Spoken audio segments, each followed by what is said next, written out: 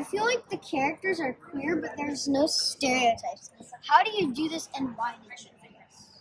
Well, I know that it was really important to me because I wanted to create a world that was fantastical. So a world that felt that you could escape to it, that featured, characters who don't always get to be the main characters of fantasy and sci-fi stories.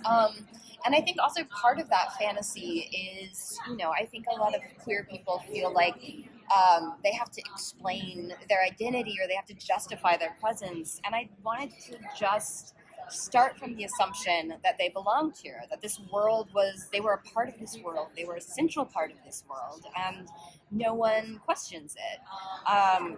It's not to say that stories that do feature more conflict with the queer issues are not valid. It's just in this case I really wanted to see a little bit of a fantasy where everybody just accepted, all of the characters' identities just right away. And I have one more question for you because I feel that's great. And were there any setbacks, and what were they?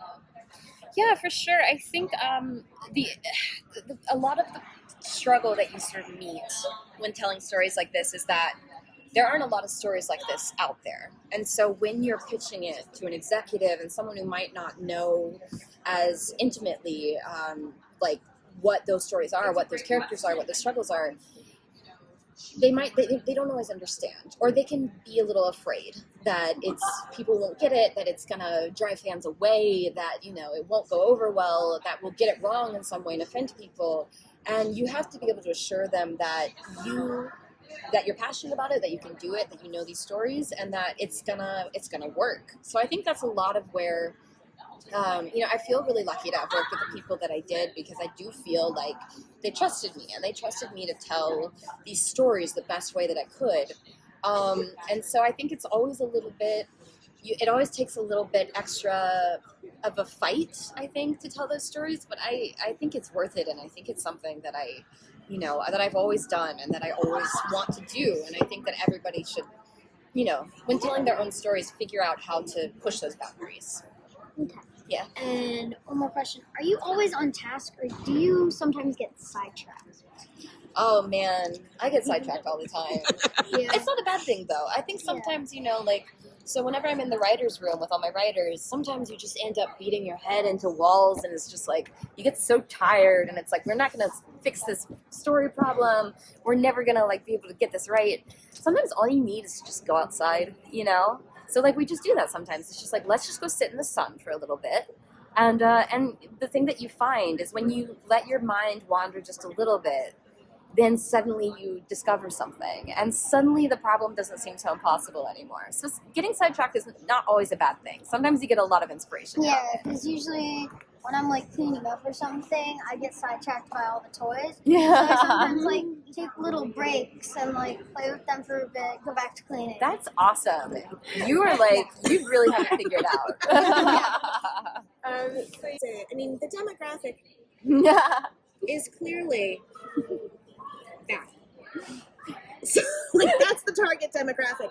But you do a really good job of putting these complex themes into manageable chunks for that age demographic. So I don't feel like it's written to the adult viewer. Yeah. There are other shows that have dealt with these themes and were much more targeted towards adults. Yeah. But this is very clearly, to me, are you actually really targeting this demographic? Mm-hmm. And how is it to have to write those kinds of themes for this generation? Because I love Bo, because he's very non-binary in a lot of ways, which some other people, can see differently. It's a different version of masculinity. So how is it to write this in a way that's meant for that small, younger demographic?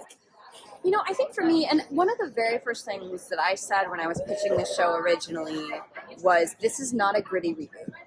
And the executive that I was pitching to, her face just she looked so relieved. And I knew that she must have gotten so many other gritty reboot pitches. Not that that's not a legitimate way to approach it, but for me, I never wanted it to get too far from the children who would be watching it.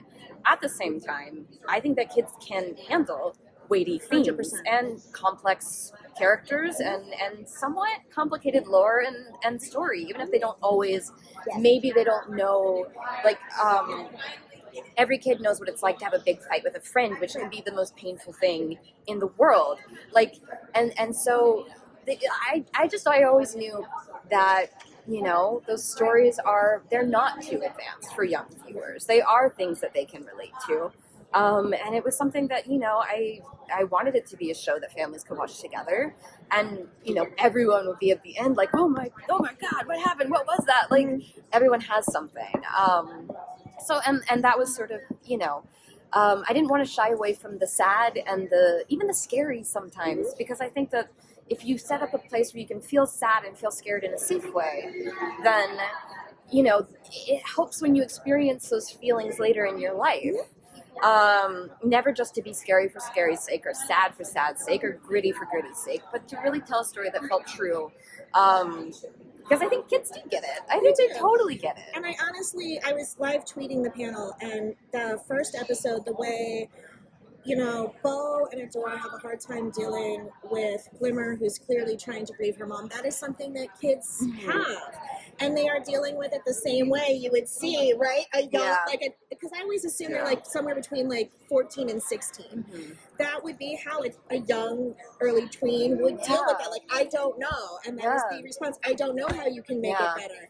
And I think I said this is something every parent needs to sit down with their kids, because that's what kids do. Like, and kids' it's the parents discussion. die. And it's the discussion. When I sit with my daughter's 10, and she has these frenemies. She has these people who are in her life that she loves to death, and then I hate her. And I see that, and I'm like, honey, what's happening?